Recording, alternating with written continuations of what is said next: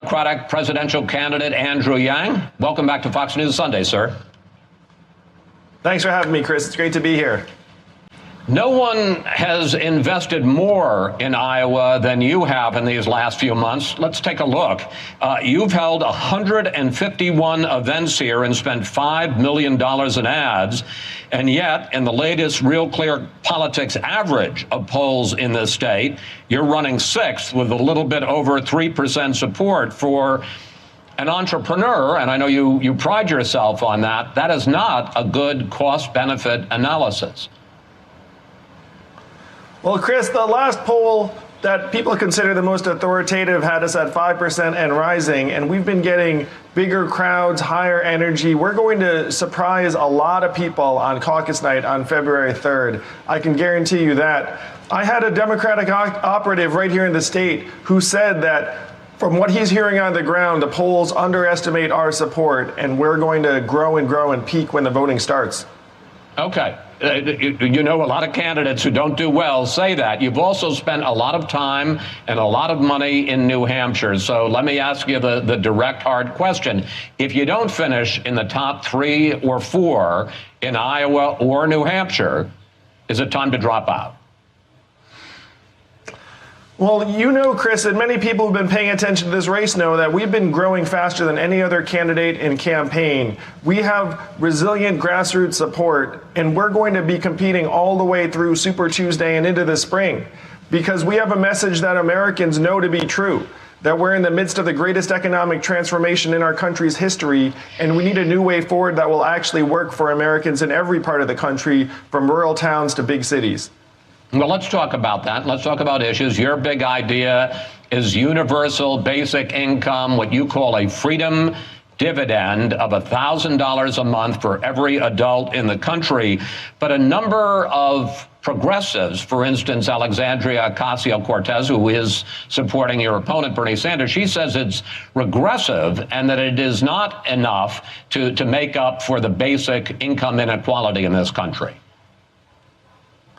Well, Americans know instinctively that if you put $1,000 a month into our hands, it would find its way right back into our Main Street economies, make our families stronger, healthier, mentally healthier.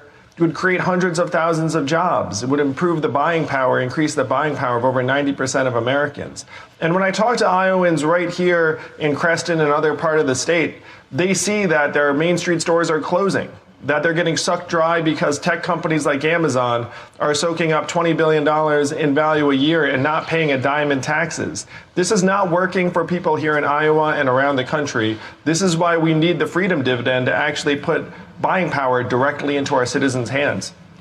The other big complaint about this idea is that instead of being on top of some government assistance programs, that the freedom dividend would be instead of some of those government programs. On your website, you talk about, quote, consolidating some welfare programs to pay for the freedom dividend.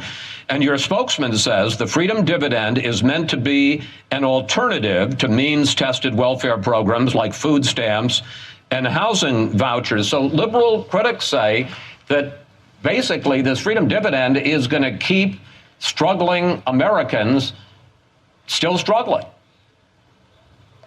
Well, I talked to a family here in Iowa, and what their frustration is that the better they do, the less they get in benefits. That doesn't work for families. It doesn't work for the American people. So with a freedom dividend, if you get this $1,000 and you start working and doing better, then you get to keep everything you make. This way, the incentives are aligned with both the family and our country. And many people are frustrated with the makeup of our current programs. We have to be able to improve on what we have in a way that will actually boost both families and the economy. I want to change subjects dramatically for you. Your wife, Evelyn, came out publicly recently and shared a very painful story about the fact that when she was pregnant, she was molested by her own doctor. Here is some of what she had to say. I didn't tell Andrew or my family because I didn't want to upset them. I thought, this happened to me, I can process this, I can deal with it, I can compartmentalize it. She says that when she finally told you that you quite understandably cried, I guess my question is, how painful was it for you when you realized that she had decided to go through this by herself without sharing it with you for some months?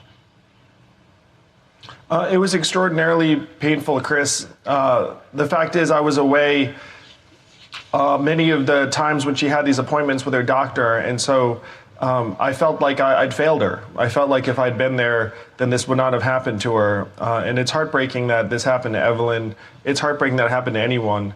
And I'm so incredibly proud of the fact that. Let me just ask you this, though. What do you hope women and men take from Evelyn's story? Well, first, Evelyn's story is not unique to her. We've had this outpouring of support and gratitude from many women who, frankly, have been in similar situations. And so what we have to do as a country is acknowledge that these situations happen more often than we'd like to believe, and that institutions, instead of protecting the doctor in this case, should be doing what they can to protect ourselves, our wives, our daughters, our mothers. We can do better than this as a country. And the gratitude and support that Evelyn has received over the last number of days has been really inspiring, that we can do better. Finally, you decided to say this week that you thought that the Democratic National Committee had made a big mistake in deciding not to hold any presidential debates on Fox. I guess really two questions. One, why did you decide to say it? And two, after you did, what was the reaction from the DNC? Well, it came up at an event here in Iowa. Someone asked how we're going to bring the country together. And I thought, well, if you're going to bring the country together, you have to start by talking to Americans. And I pointed out this example where the DNC decided not to have any of the presidential debates on Fox, which I thought was a mistake.